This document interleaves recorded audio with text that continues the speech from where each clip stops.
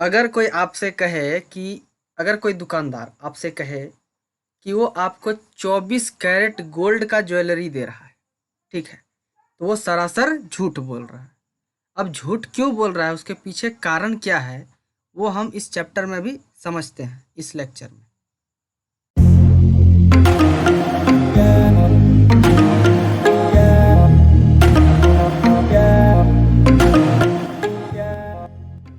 तो इस लेक्चर में हम पढ़ने वाले हैं कोरोजन के बारे में। कोरोजन क्या होता है, ये इस चैप्टर का लास्ट लेक्चर है और ये बहुत इंपॉर्टेंट चीज़ है। मतलब क्यों होता है इसका, इससे हम प्रिवेंशन क्यों कैसे करें, कैसे बचाएं कोरोजन होने से, कोरोजन क्या होता है, ये सब चीज़ों को देखेंगे अभी, ठीक है। You have learn the following about corrosion chapter one में आपने पढ़ा था ये सब चीज़ का। देखिए कुछ कुछ चीज़ जो यहाँ पे लिखा है ये आपने पढ़ चुका है चैप्टर वन में, ठीक है। तो क्या क्या पढ़ा था? Silver articles become black after some time when exposed to air. This is because it reacts with sulphur in the air to form coating of silver sulphide. Silver का जितने भी आर्टिकल्स होते हैं, ठीक है, वो क्या बन जाते हैं, वो जब भी उसको अगर आप हवा में छोड़ दीजिएगा, खुले में छोड़ दीजिएगा, तो वो ब्लैक हो जाता है, काला हो जाता है, ठीक है। तो वो क्यों होता है? वो इसलिए होता है कि सिल्वर जो है, ठीक है, वो क्या करता है कि हवा के साथ रिएक्शन कर लेता है, ठीक है। It react with sulphur in air. इस सल्फर के साथ रिएक्शन करता है हवा में to form black coating of the silver sulphide. इस सिल्वर सल्फाइड का जो रिएक्शन करने के बाद जो प्रोडक्ट बनता है, वो कौन सा प्रोडक्ट बनता है? सिल्वर सल्फाइड बनता है। वो कैसा रहता है? उसका कलर ब्लैक रहता है, वही उसके ऊपर बैठ जाता है, ठीक है। सिल्वर के ऊपर, सिल्वर के आर्टिकल्स के ऊपर उसका कोटिंग बैठ जाता है। ये हुआ कोरोजन, ठीक है। और आगे पढ़ते हैं। और आगे हमने क्या देखा था? Copper reacts with moist carbon dioxide in air and slowly loses its shiny brown surface and gains green coat. देखिए कॉपर क्या होता है, कॉपर को भी अगर छोड़ दीजिएगा मॉइस्ट एयर में, तो मॉइस्ट कार्बन डाइऑक्साइड होते हैं, ठीक है। मॉइस्चर जो होते हैं कार्बन डाइऑक्साइड के, वो क्या होते हैं, उसके साथ रिएक्शन करते हैं कॉपर के साथ।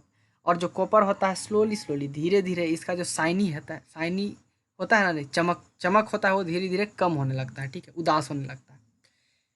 शाइनी ब्राउन सरफेस, ठीक है, इसका सरफेस कैसा होता है कॉपर का? ब्राउन और चमकीला होता है। वो धीरे धीरे खत्म होते होते क्या होता है, ग्रीन कोट उसके उसके ऊपर चढ़ने लगता है, ग्रीन हरा कलर उसमें चढ़ने लगता है। This green substance is basic copper carbonate. तो यहाँ से क्या पता चला कि कॉपर और मॉइस्ट कार्बन डाइऑक्साइड को जब रिएक्शन कराया जाता है तो क्या बनाता है? कॉपर कार्बोनेट बनाता है, और वही ग्रीन कलर का होता है। ये सब पूछ सकता है कि कैसा कलर क्या है, कौन किसके साथ रिएक्शन किया तो क्या बनाया। अगर कुछ बनाया तो उसका फिजिकल स्टेट, मतलब फिजिकल स्टेट कहने का मतलब क्या, कलर कैसा है, वो सॉलिड है, लिक्विड है, गैस है, क्या है, ये सब चीज़ पूछ सकता है। उसका स्मेल कैसा हुआ, सारा चीज़ को पूछ सकता है, ठीक है। आगे iron, iron when exposed to moist air for long time acquires coating of brown flaky, ठीक है, फ्लास्की सब्सटेंस कॉल्ड रस्ट।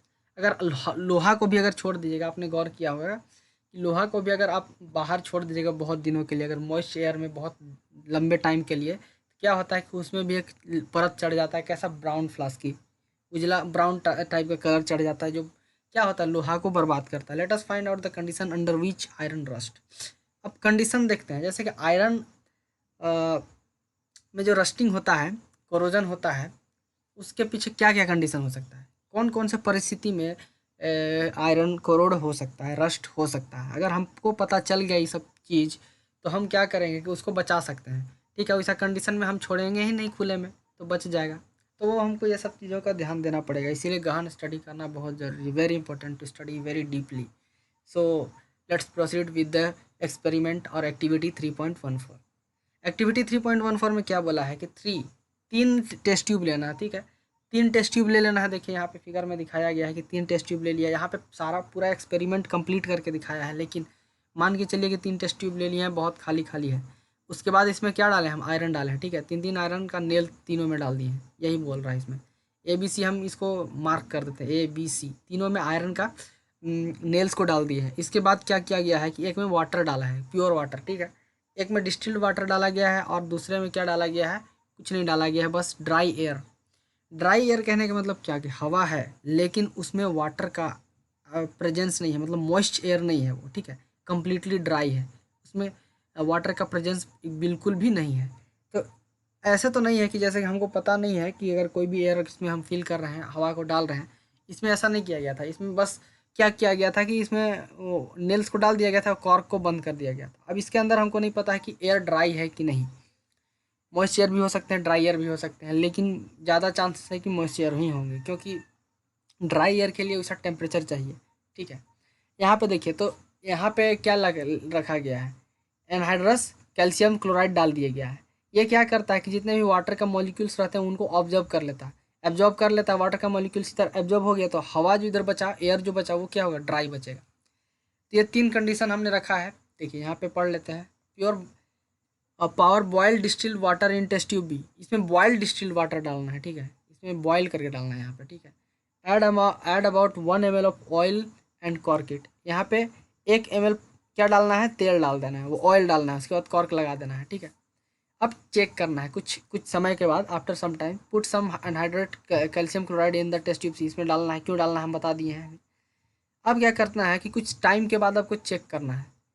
तो यहाँ पे लिखा है investigating the condition under which iron rust in test tube A, both air and water are present in test tube B, there is no air dissolved in water, in tube C there is dry air. देखिए यहाँ condition क्या है, इसमें सिर्फ distilled water क्यों डाला गया है, इसीलिए डाला गया है, इसमें हमको चेक करना है कि ऐसा वाटर में जिसमें एयर का प्रेजेंस हो ही ना, मतलब हवा का प्रेजेंस ना होना चाहिए,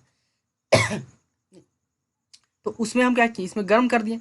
हवा का प्रेजेंस नहीं होना चाहिए पानी में, तो पानी को हम लोग गर्म किया। गर्म करने के बाद जिसमें जितने एयर के मॉलिक्यूल्स थे वो क्या हो गया कि उड़ गए। ठीक है, तो यहाँ क्या बचा कि सिर्फ वाटर का मॉलिक्यूल बचा है, तो इसमें ये गर्म करने के बाद डाल दिया गया है। इसमें है, इसमें हवा का भी मॉलिक्यूल है, तो दोनों को डाला गया है। अब ऑब्जर्वेशन क्या था कि तीनों को अगर करके देखते, लैब में करके देखते, तो हमको पता चलता, वहाँ पे दिखता, लेकिन यहाँ पे लैब नहीं है। तो यहाँ पे दिखाया गया है कि पहला जो टेस्ट ट्यूब ए में होता है, क्या होता है कि you will observe that iron nails rust in test tube A. Test tube A में जो भी आयरन नेल्स होते हैं जितने भी, वो क्या होता है, उसमें रस्ट बैठ जाता है, जंग लग जाता है। But they do not rust in test tube B and C. तो टेस्ट ट्यूब बी और सी में क्या होता है, रस्टिंग नहीं होता है। In test tube A the nails are expose to both air and water. Test tube A में क्या है कि जो नेल्स है, आयरन का नेल, वो क्या है कि हवा और इसमें दोनों में है। ठीक है, पानी में भी है और वाटर में भी है। ठीक है, वाटर एयर में भी है। यहाँ पे देखिए, यहाँ पे ऑयल का लेयर इसीलिए डाला गया है कि यहाँ पे वाटर एयर जो प्रेजेंट है, ये वो इसके साथ मिक्स ना हो। ठीक है, पानी के साथ मिक्स ना हो, इसीलिए यहाँ पे ऑयल का लेयर दे दिया गया, ताकि यहाँ पे इधर ना आ पाएगा। यहाँ पे देखते हैं, and nails in test tube C are expose to dry air, what does this tells about the condition under which iron articles rust. ठीक है, तो यहाँ से हमको पता चलता है कि आयरन का जो भी आर्टिकल होता है कब उनमें रस्टिंग होता है, कब रस्ट लगता है। तो यहाँ से 3 कंडीशन हमने देखा था रख के। एक क्या किया था कि एक वाटर में रखे, उसमें एयर और वाटर दोनों के प्रेजेंस में था। ठीक है, एक क्या किया था, वाटर को गर्म कर दिया, उसमें से एयर के पार्टिकल्स को हटा दिया गया था। और एक में क्या किया, ड्राई एयर सिर्फ रखा गया है। तो यहाँ से पता चलता है कि कौन से कंडीशन में इसमें रस्ट लगेगा। तो वाटर और एयर के दोनों के प्रेजेंस में होना चाहिए, तभी इसमें रस्ट लगेगा। यहाँ पे देखिए, ये वाला कंडीशन है, इसमें क्या है, इस दोनों कंडीशन में हम लोग क्या किए हैं कि सिर्फ एक चीज़ को रखें, जैसे कि सिर्फ वाटर को यहाँ पे रखा गया है, एयर का प्रेजेंस नहीं है इसमें, तो रस्ट नहीं लगा। इसमें सिर्फ एयर का प्रेजेंस है, वाटर का प्रेजेंस नहीं है, मतलब वाटर का ड्रॉपलेट्स मॉलिक्यूल्स भी नहीं है, मॉइस्ट एयर भी नहीं है, तो इसमें भी रस्ट नहीं लगा। लेकिन एयर और वाटर दोनों अगर रहेगा तभी रस्ट लगेगा, यहाँ से ये पता चलता है इस एक्सपेरिमेंट करने के बाद। ठीक है, अब इससे बचना कैसे है, प्रिवेंशन ऑफ कोरोजन से, रस्टिंग वगैरह से कैसे बचा जा सकता है। तो इसमें बहुत सारा तरीका है, अप्लाई किया गया है, वो सब तरीका को देखना होगा। The rusting of iron can be prevented by painting, oiling, greasing, galvanisation, chrome plating, anodising और मेकिंग एलॉयज। तो ये सब सारा क्या है, प्रोसेस है रस्टिंग ऑफ आयरन। जैसे कि पेंटिंग का मतलब क्या हुआ कि कोई भी मेटल्स का सरफेस है, उसको पेंट कर दिया गया है। पेंट अगर कर दिया जाता है तो क्या होता है कि वो एक बैरियर आ जाता है, किसके किसके बीच, वाटर, उसका मेटल का सरफेस और मॉइस्ट एयर के बीच में बैरियर आ जाता है, डायरेक्ट मॉइस्ट एयर उसके सरफेस में, मेटल के सरफेस में अटैक नहीं करता है, उससे कॉन्टैक्ट में नहीं आता है। तो कॉन्टैक्ट में नहीं आएगा तो रस्टिंग नहीं होगा। इसी तरह से ऑयलिंग है, तेल लगा सकते हैं, ग्रीजिंग, ग्रीज लगा, गैल्वेनाइजेशन एक प्रोसेस है जिसमें मिक्स किया जाता है, ठीक है। तो देखते हैं, galvanisation is the method of protecting steel and iron from rusting by coating them with thin layer of zinc, ठीक है। इसमें क्या होता है कि गैल्वेनाइजेशन में क्या होता है कि कोई भी मेटल होता है बहुत ज़्यादा रिएक्टिव होता है, जो मेटल बहुत ज़्यादा रिएक्टिव होता है उसी में सबसे ज़्यादा कोरोजन लगता है, मतलब रस्ट लगता है। तो जो भी मेटल को लगता है कि ये बहुत ज़्यादा ये है तो उसमें लेयर चढ़ाया जाता है, किसका, जिंक का लेयर चढ़ा दिया गया, उसी को गैल्वेनाइजेशन बोलते हैं। The galvanised article is protected against rusting even if zinc coating is broken. Can you reason out this. देखिए यहाँ पे क्या होता है, जो भी मेटल्स गैल्वेनाइज किए जाते हैं उसको तब भी बचाया जा सकता है जब उससे जिंक का जो कोटिंग हम लगाए हैं वो हट जाए, तब पर भी बचाया जा सकता है। तो इसका रीज़न क्या हो सकता है, सोच के बताइएगा कमेंट करके। Allowing is a very good method of improving the properties of metal. Allowing बहुत अच्छा मेथड है। इसको भी समझते हैं क्या करते हैं, उसमें हम मिक्सिंग करते हैं दो मेटल्स या नॉन मेटल्स को, का होमोजीनियस मिक्सचर होता है एलोई, ठीक है। ये बहुत ज़्यादा ही मतलब हेल्पफुल होता है किसी भी मेटल्स को स्ट्रॉन्ग बनाने के लिए, ठीक है। किसी भी मेटल्स का हम प्रॉपर्टी चेंज कर सकते हैं एलोइंग करके। इसको देखते हैं, we can get desired property by this method. यहाँ डिज़ायर्ड प्रॉपर्टी कहने का मतलब क्या हुआ कि हम देखिए कोई भी मेटल का प्रॉपर्टी होता है कि फिक्स रहता है, कोई भी मेटल है कि लस्ट्रस होता है, ये होता है, वो होता है, सब चीज़ पढ़ चुके हैं, ब्रिटल होता है। तो यहाँ पे देखते क्या होता है कि अगर हमको कुछ चाहिए डिजायर प्रॉपर्टी, मतलब हम चाहते हैं कि इस मेटल का प्रॉपर्टी ऐसा होना चाहिए ताकि हम इसको यहाँ पे इस्तेमाल कर सकें, ठीक है। अपने हिसाब से मेटल का हम प्रॉपर्टी को चेंज करना चाहते हैं तो वो कैसे कर सकते हैं, एलॉइंग के तरीके से कर सकते हैं, एलॉइंग करके। For example iron is the most widely use metal, ठीक है। आयरन बहुत ज़्यादा यूज किया जाता है but it never use in its pure state. This is because pure iron is very soft and stretches easily when hot, but if it is mixed with small amount of carbon about 0.05%, it becomes hard and strong। Iron का बहुत ज़्यादा use होता है, हम लोग हर जगह iron का use करते हैं, घर बनाने में, बहुत सारा पुल्स वगैरह बनाने में, रेल्स बनाने में, ठीक है। तो क्या करते हैं कि उसमें प्योर आयरन का इस्तेमाल नहीं करते, पूरा प्योर आयरन का यूज नहीं किया जाता है। क्यों नहीं किया जाता है, क्योंकि ये बहुत ज़्यादा ही सॉफ्ट होता है, बहुत स्ट्रेच, मतलब बहुत खिंचा होता है, ठीक है। इसको गर्म किया जाएगा तो बहुत ज़्यादा स्ट्रेच कर सकते हैं इसको, ठीक है, और बहुत ज़्यादा ही सॉफ्ट होता है। तो ये सॉफ्ट होने के कारण ये हम क्या हो सकता है कि अगर हम इसको पुल में लगाएं, बड़ा पुल में या फिर रेल्स में लगाएं, तो अगर सॉफ्ट है उसमें बहुत ज़्यादा लोड आएगा तो क्या होगा, टूट जाएगा, ख़त्म हो जाएगा। तो हम क्या करते हैं, उसमें हम क्या मिलाते हैं, कार्बन मिलाते हैं 0.05%। ये क्या होता है, इसको स्ट्रॉन्ग बना देता है और हार्ड बना देता है। अब इसको आराम से यूज किया जा सकता है बड़ा बड़ा चीज़ में, घर बनाने में, चाहे कुछ भी करने में। तो ये हम मिक्सिंग करते हैं, इसी को बोलते हैं एलॉइंग, ठीक है। आगे देखते हैं, when iron is mixed with nickel and chromium we get stainless steel. जब आयरन को निकल और क्रोमियम के साथ मिक्स किया जाता है तो स्टेनलेस स्टील हमको प्राप्त होता है। स्टेनलेस स्टील मतलब कहने का मतलब क्या हुआ कि एक ऐसा स्टील जिसमें कभी रस्टिंग ना लगे। हम लोग ने बहुत सारा प्रचार में देखा कि स्टेनलेस स्टील है, स्टेनलेस स्टील है, मतलब उनका कहने का मतलब क्या था कि हम लोग परेशान हो जाते हैं। जैसे जब भी कोई घर बनाते हैं तो हम आयरन का इस्तेमाल करते हैं, तो हमको जो स्टील हम लेते हैं वो क्या होता है कि रस्टिंग से परेशान हो जाते हैं, ख़राब हो जाता है। लेकिन इसको मिक्सिंग किया जाता है, ठीक है, इंडस्ट्रीज़ में इसको मिक्स करके स्टेनलेस बनाया जाता है, ठीक है, नॉन रिएक्टिव किया जाता है। अभी get which is hard and does not rust. Hard भी होता है, रस्ट भी नहीं होता है।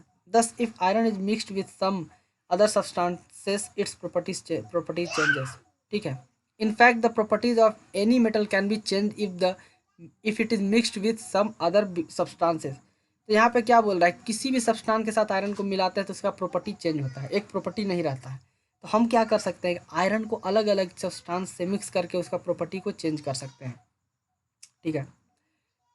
The substance added may be metal or non-metal. An alloy is a homogeneous mixture of two or more metals और मेटल और नॉन मेटल, ठीक है। तो मिक्सिंग अगर हम कर रहे हैं मेटल्स में तो उसमें मेटल्स के साथ भी मिक्सिंग कर सकते हैं या फिर नॉन मेटल्स के साथ भी कर सकते हैं।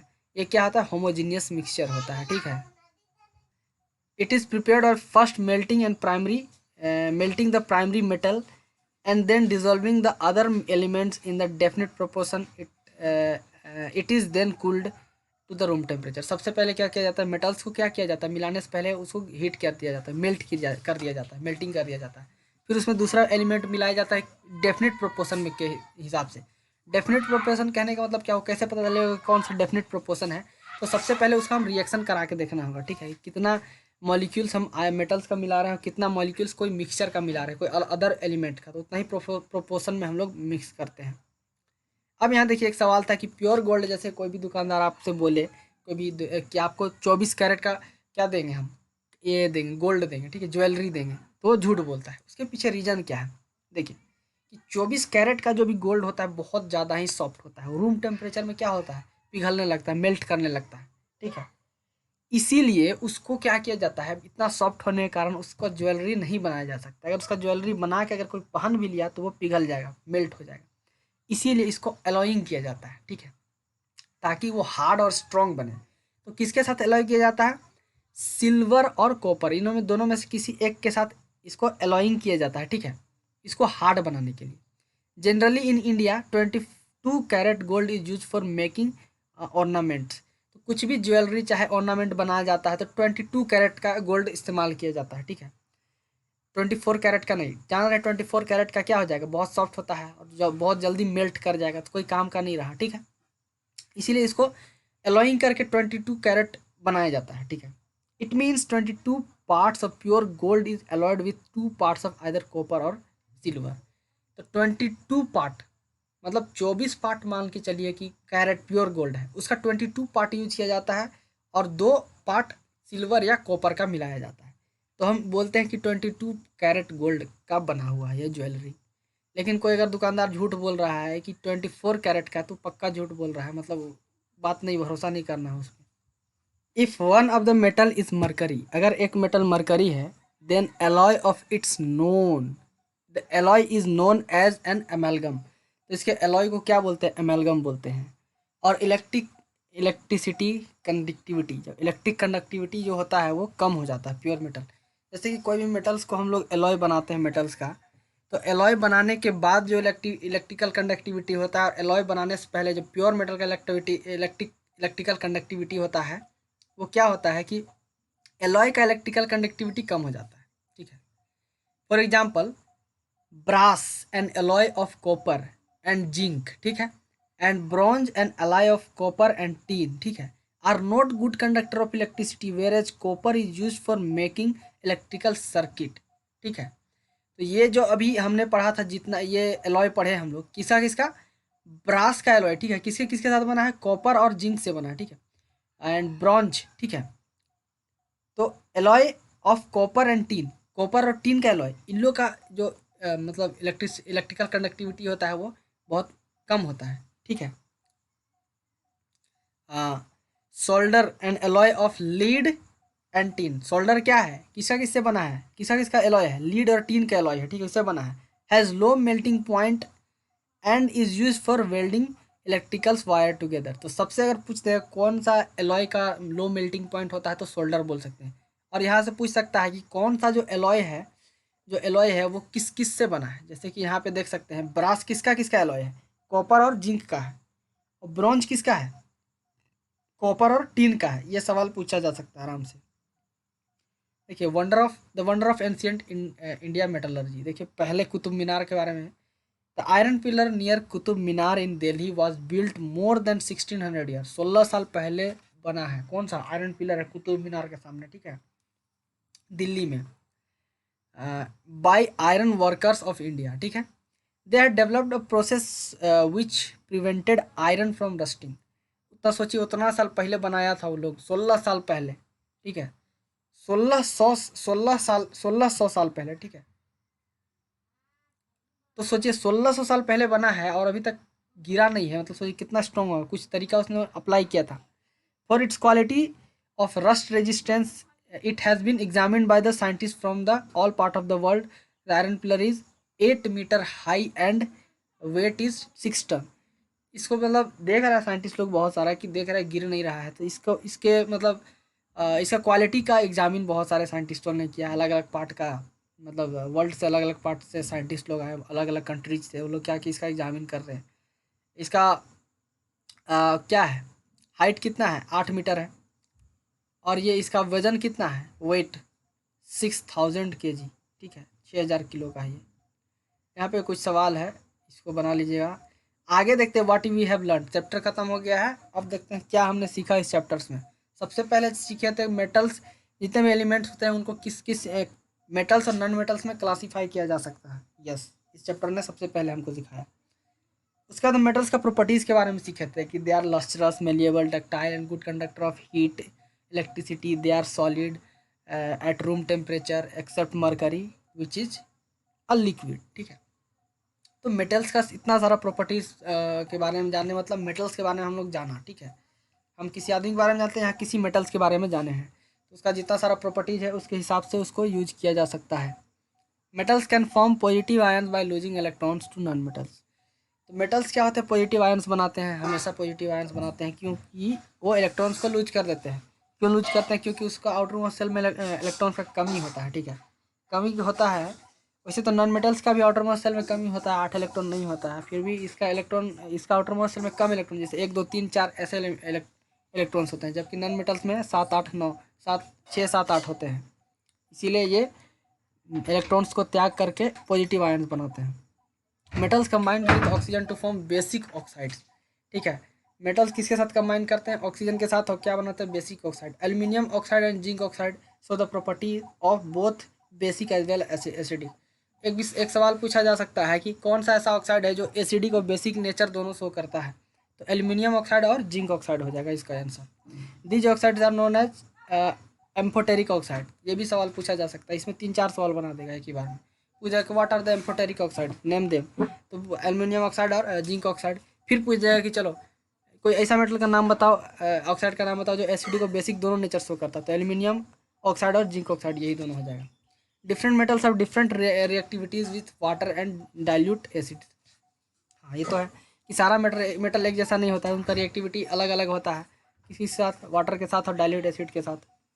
A list of common metals arranged in order of their decreasing reactivity is known as activity series। Activity series के बारे में पढ़े थे, उसमें क्या होता था, जितना सारा मेटल्स है उसको हम लोग डिक्रीजिंग ऑर्डर ऑफ रिएक्टिविटी में अरेंज करते थे, मतलब सबसे ज़्यादा रिएक्टिव मेटल होता था उसको सबसे ऊपर रखते थे, और सबसे कम जो रिएक्टिव होता था उसको सबसे नीचे रखते थे।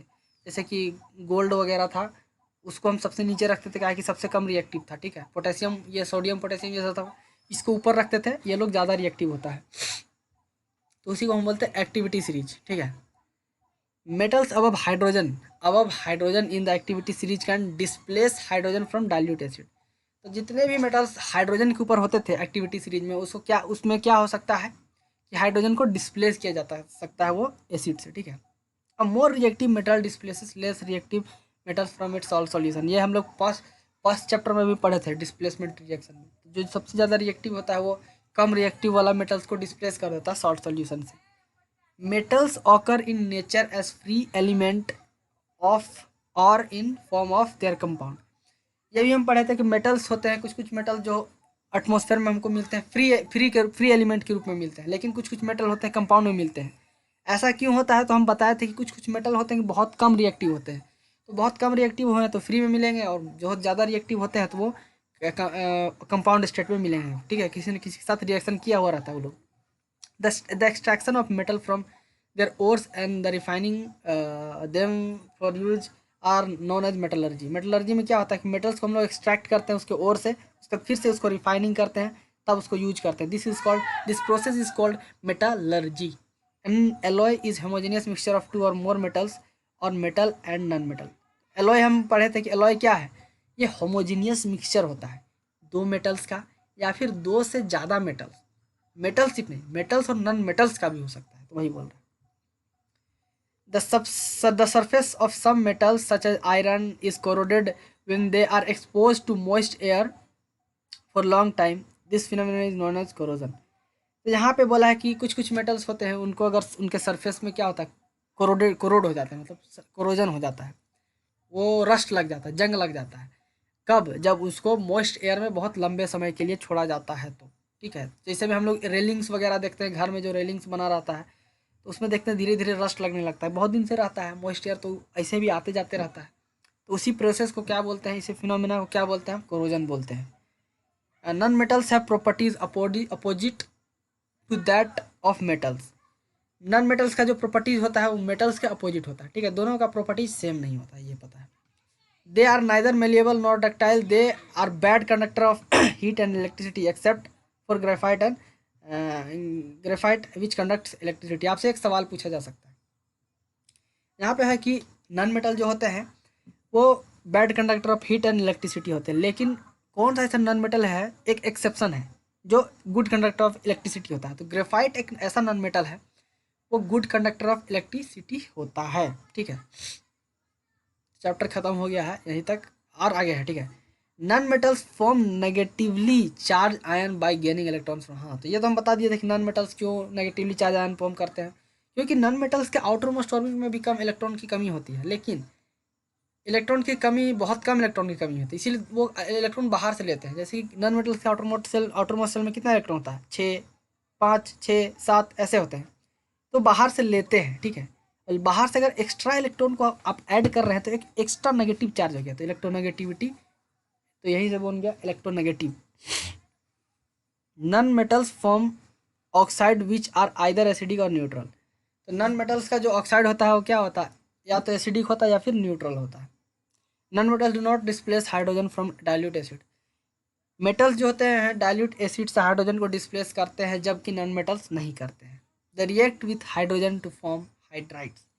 तो हाइड्रोजन के साथ रिएक्शन करके क्या बनाते हैं, हाइड्राइड्स बनाते हैं, ठीक है। खत्म हो गया, यहीं तक चैप्टर था। अब एक्सरसाइज सॉल्व कीजिए।